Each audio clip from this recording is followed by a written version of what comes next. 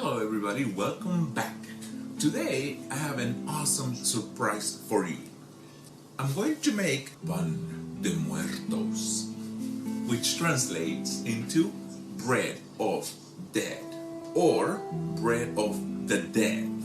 Down in Mexico, they make this bread to celebrate El Día de los Muertos, Halloween, I suppose the equivalent.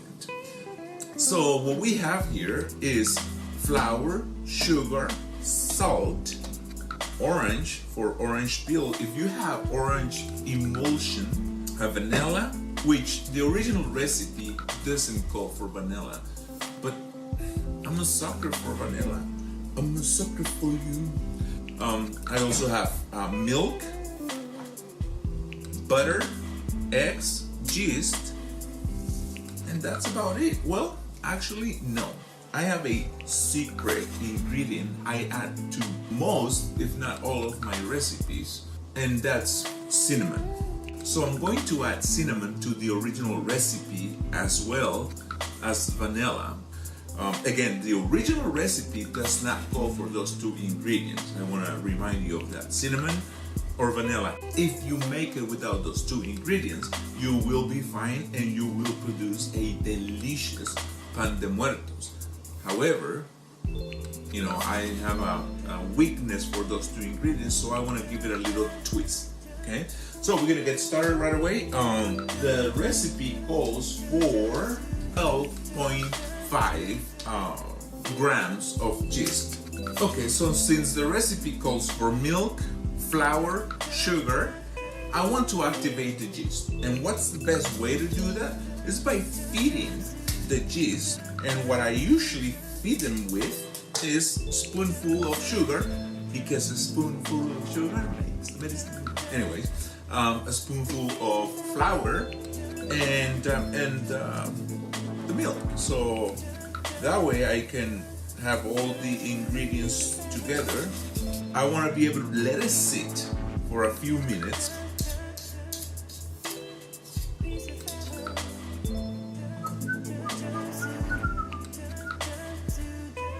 I'm going to speed this up a little bit.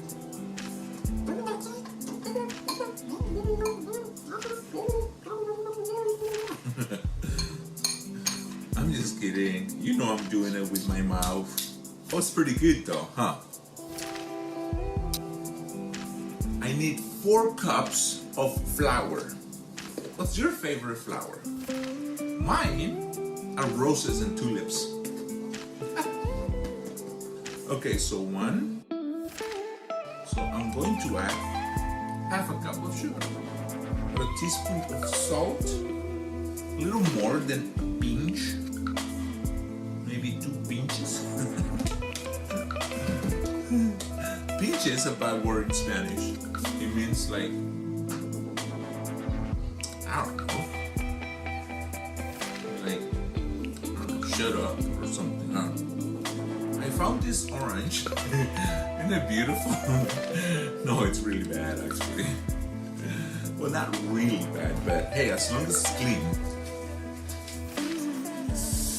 Ideally, you have a better looking orange than this, and you can use orange peel. However, you can also use pre-made orange emulsion. I think that's what it's called. So I'm gonna use an orange. Gotta be careful here not to go too deep. Just the surface, just the orange part, the orange color part, literally. Just the upper skin, because if you get to the white membrane, that's what makes things very bitter. So now I have all the dry ingredients here. Oh, my superstar, cinnamon. My daughter says cinnamon instead of cinnamon, and I just added that. Now, interesting tip on cinnamon. Don't go buy the one in the bottle, only because God only knows what they put there to maximize the quantity on the bottle. I mean, it's mass produced and whatnot. So I take a cinnamon stick, dump it in the blender, grind it as much as I can, but not to the point where it becomes powder. So now I literally have all my dry ingredients: sugar, salt, flour, and orange peel. Right, so I'm gonna mix this real quick before I get my hands wet. I mean, yeah, of course I could be mixing this on the mixer, but here's the issue I have with that. For many reasons, and I'll share a couple of them. One of the main reasons why professional bakers do it here, and I'm not a professional baker by all means at all. Okay, I'm learning, I enjoy baking, and I am hoping that if you like baking and you're learning baking, we can kind of grow together on this, okay? So anyways, there's a special connection between you and your dough and your ingredients in general. It's hard to explain, but you get the sense of the quantities and the consistency of the mixture and you can't get that on a mixer, and the mixer doesn't have fillings, you know. I have fillings. Yeah, maybe I should use orange fillings. So that's one of the reasons. The other reason, and probably the most significant one, not everybody has a mixer at home, and you know, I'm gonna limit you to have to make it in the mixer, and that's not necessary at all. The recipe calls for 125 milliliters of eggs, 80 grams of butter. Now this bar here has 113. Let's see. 6, 7, 8. 8 is 113. Take away 1 equals mc squared to the power of 2 divided by 3.1416, which is pi. But I'm not making pi. I'm going to wing it. Alright? Most of my ingredients are in here. I'm gonna throw the vanilla in here because I don't want to forget it. About 1 tablespoon should suffice. A few minutes ago, you remember what this looked like? Okay, look at this. Let's start mixing it in. Okay, so now that I have all the ingredients together here, just mix the wet ingredients a little bit more, come together, and gradually start adding the flour into the mix. Make sure it doesn't get all over the place. Just please, if you got that reference, you're bad. You're a bad boy. You're a bad boy or a bad girl.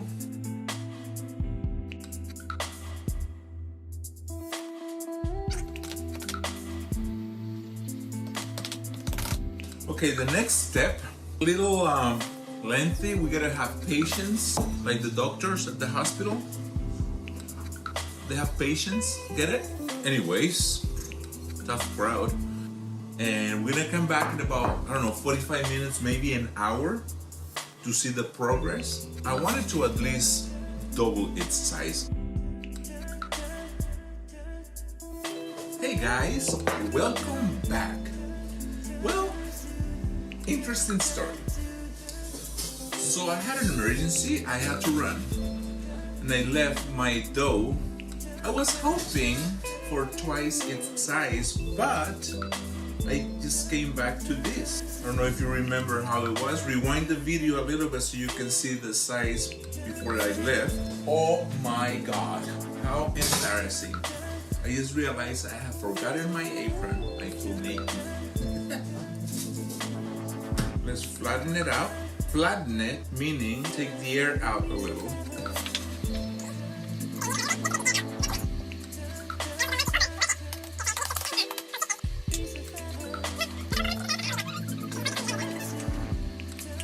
This video is brought to you by nobody.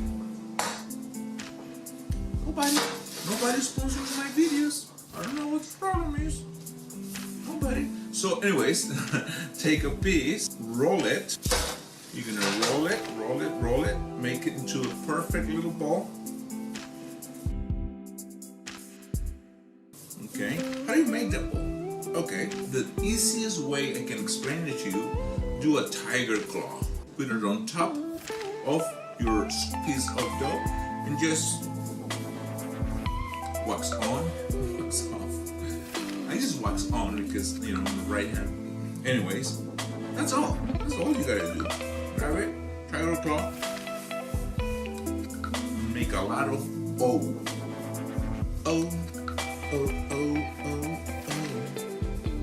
You don't have to go. Oh, oh, oh. You don't have to go. Oh, oh, oh. You don't have to go. Check it out. See how perfect? Just by tiger clawing it. Kung Fu.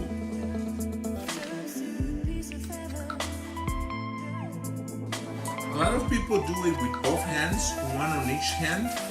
Honestly, I can probably do it, but it's like, have you tried that trick where you draw an imaginary number 9 on the air and a number 6 with the other one? Can you do that? Try it. I put this aside because I need to make tiny little bones that go on top of the bread to represent a bone, I guess a skeleton. Okay, so to make the little bones, just take a tiny little ball like this, right? But once you have it like almost evenly distributed, separate your fingers like this. The goal is to make like, I think it's like 3 balls. I'll show you a picture. I'm gonna put a picture of what the bread should look like right here. So yeah, make a little ball like so and go back and forth with your fingers open. See if you can see this from afar. Here's the idea.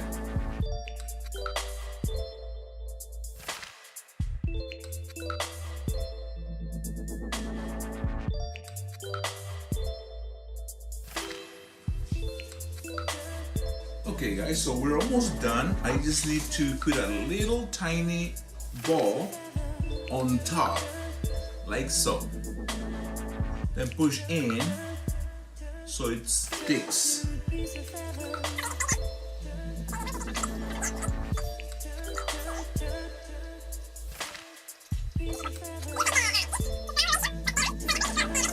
Preheat your oven at 310 degrees and we're gonna bake them for about 16 minutes.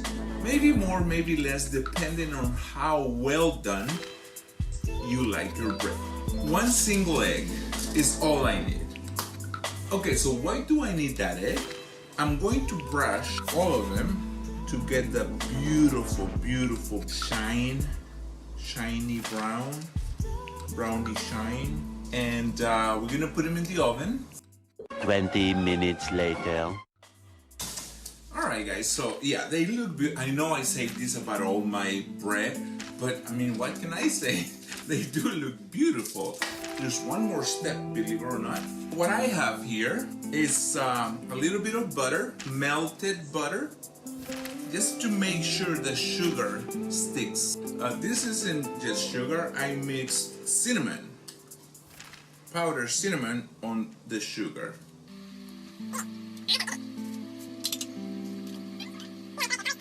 So check it out. Isn't that beautiful, guys?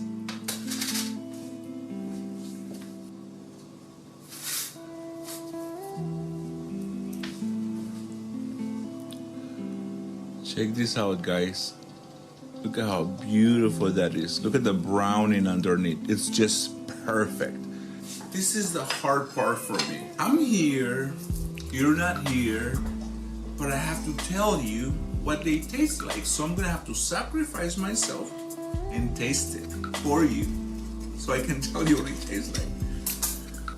Look at this, guys. Look at the inside. Look at how fluffy it looks.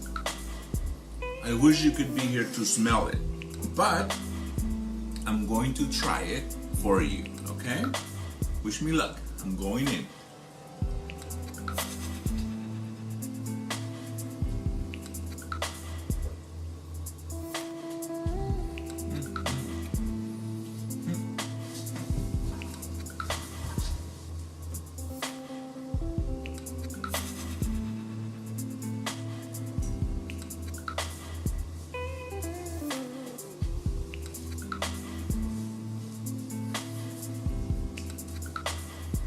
I'm okay.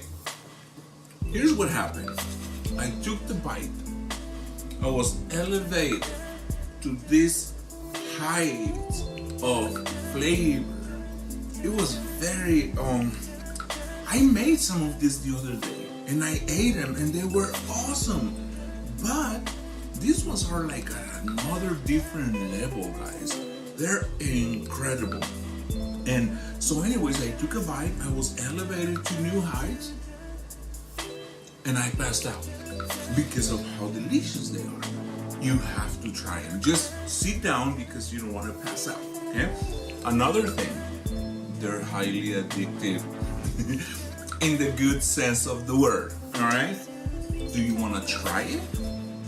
You actually can, come on. But before you try it, you have to make them.